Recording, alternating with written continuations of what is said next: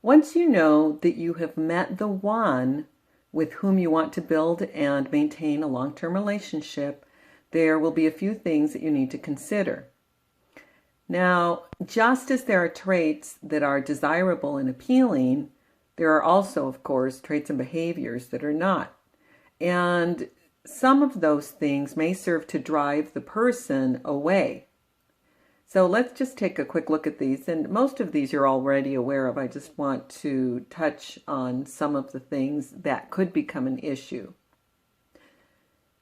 First of all, consider whether you're rushing things.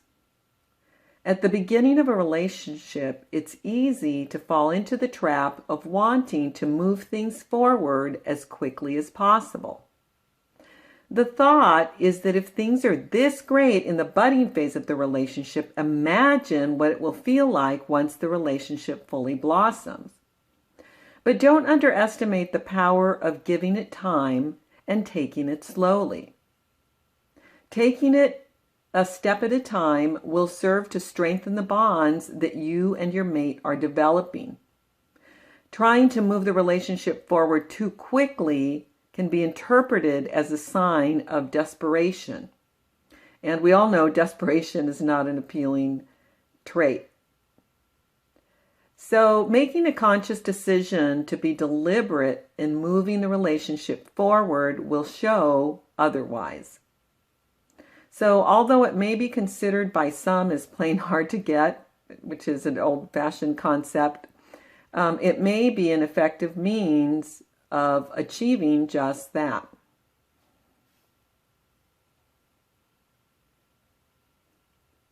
You may consider whether you are someone who is considered high maintenance, needy, or clingy.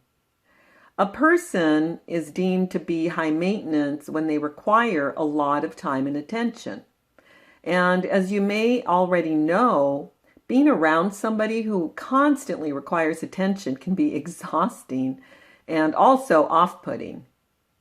So without specifically saying it, words and actions may communicate that you're being self-centered. So like desperation, self-centeredness is not an appealing trait. So it's important to examine whether your words and actions are communicating any of the following on a regular basis. Look at me, talk to me, listen to me, be with me, take care of me, love me. This can be overwhelming for your new mate early in the relationship and can grow tiresome over time.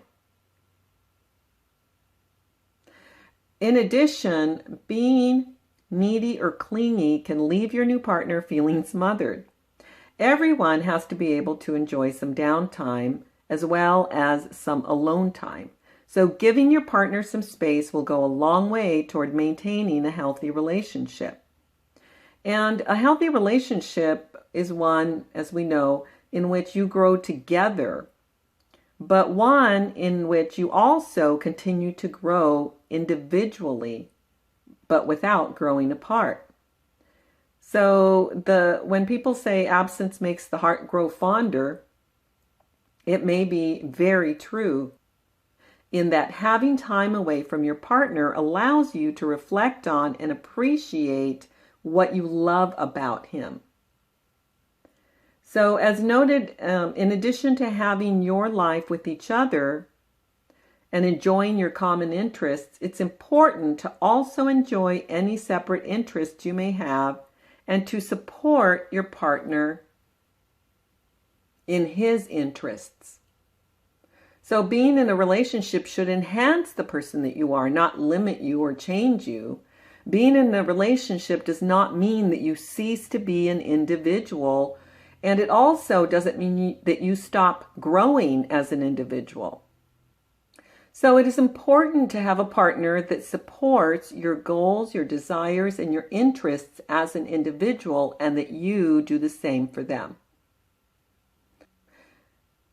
Next, let's talk about the issue of being critical or negative.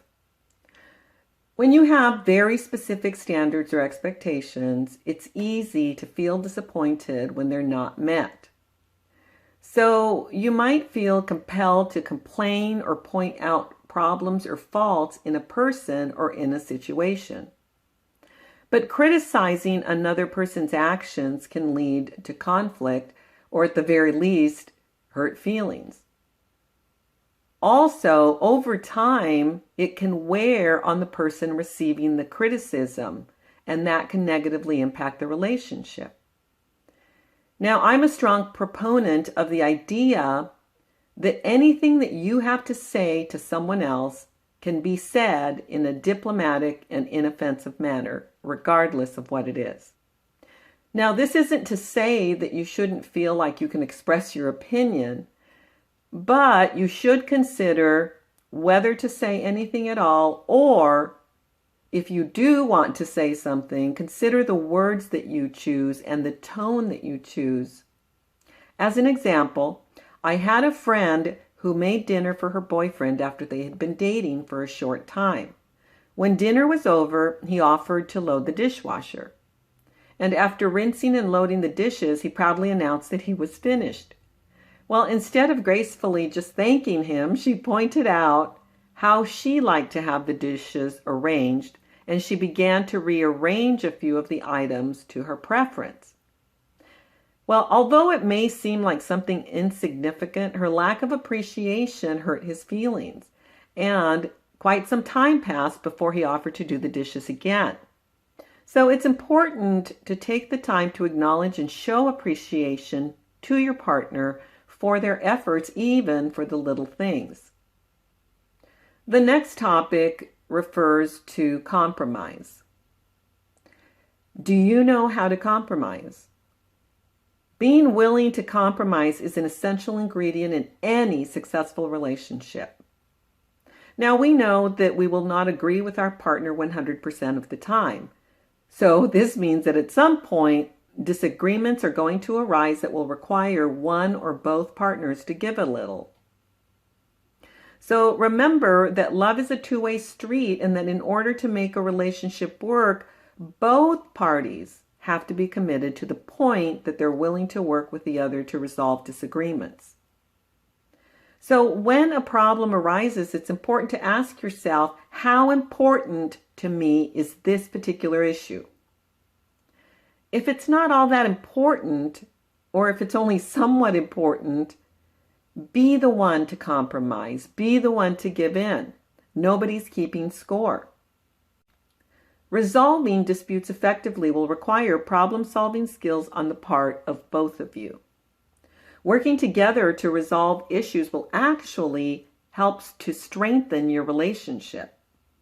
Now, some things to keep in mind when a problem arises or you're trying to resolve some sort of disagreement or dispute. First, any problem that you encounter can be resolved diplomatically, as I mentioned previously, and this is to avoid any lingering feelings of anger, disappointment, or grudges that the other person may feel. Secondly, it's important to remain calm and refrain from using a harsh tone, because yelling or using a harsh tone doesn't help at all in any way, and in fact could escalate the disagreement or the dispute because it shows disrespect toward your mate. So always use a civil tone and civil words and civil actions toward your partner, even if you're angry about the situation. Because if you resort to name calling or use profanity, it shows a lack of maturity. And once words are spoken, they can't be unsaid. Also, don't be afraid to apologize for any role that you may have played in giving rise to a disagreement. This is not necessarily an admission that you were wrong, but it does show that you regret that the problem came up at all. And finally, remember that once you treat your partner or allow your partner to treat you in a disrespectful manner, it will be easier and more likely for it to happen again in the future. And this may grow progressively worse. Every person in a relationship is subject to feeling a twinge of jealousy every now and then. It can occur for different reasons. For example, you might feel that your mate's outgoing personality comes across as flirty when he interacts with other women. Or maybe you feel he's spending too much time with his friends, his family, coworkers, at his job, whatever it happens to be. But since jealousy can signal a lack of security and trust, it's the best thing that you can do is to address the issue right away as soon as the concern comes up. Don't sit on it. So if you are a confident person and you're confident in your relationship as well, jealousy will rarely be an issue. Next, let's talk about being thoughtful and generous. At the beginning of a relationship, it's easy to be thoughtful and considerate of your new partner. We are at that point in a very blissful state of new love, and it leads both people to be highly considerate and to give a lot of thought to every interaction that they have with one another. So from planning romantic outings to making special plans for birthdays or other occasions, a lot of effort is made to ensure that a person has a memorable time. Now, I remember putting that kind of time into my relationship with my now husband. We had been dating for a short time, and I learned that his birthday was coming up. So I decided to go all out by planning a day full of surprises. I started by having him meet me at my apartment around mid-morning. I then drove him to a rental car company where I had rented a beautiful convertible for the day. From there, we drove from Phoenix with the top down to scenic Sedona, Arizona. Once we got there, we stopped in a shaded area with breathtaking scenery. That's where I proceeded to unpack a picnic basket of goodies that I knew he liked. And I also had packed a bottle of wine complete with real wine glasses. So after touring the town, we drove back and each returned to our apartments, and we were meeting again for dinner. That evening, I took him out for a romantic dinner to a lovely and popular hilltop restaurant. We had gorgeous views and had a wonderful dinner, followed by gift giving. I gave him a gift of a book that he had been wanting to buy. Overall, it was an amazing day, and I was really glad that I put forth the effort, as the day is now a cherished memory for both of us. In most relationships, this level of attention starts to fade over time. But it's important to continue to put forth a similar effort later in the relationship, just as you did in the beginning. And not everything that you do for your partner has to be big, because even the little things, such as leaving little notes or calling just to say I love you, can go a long way in helping to maintain that romantic connection to your partner. So doing even these little things show how much you care. Because after being together for a while, it's easy to start taking each other for granted. The last thing I'd like to address in this section is how to create an equal partnership. When you're entering into a new relationship, it's important to maintain a level of independence. And paying your own way is a good way of accomplishing this. Many of us were told that a true gentleman will pay for your dinner or date-related expenses. And although it's a nice gesture, it's important to offer to pay for yourself or to take turns picking up the tab for dates. Couples who give some thought to and create a relationship where the responsibilities are equal or similar are more likely to avoid the resentment that arises when one person shoulders more of the responsibility than the other.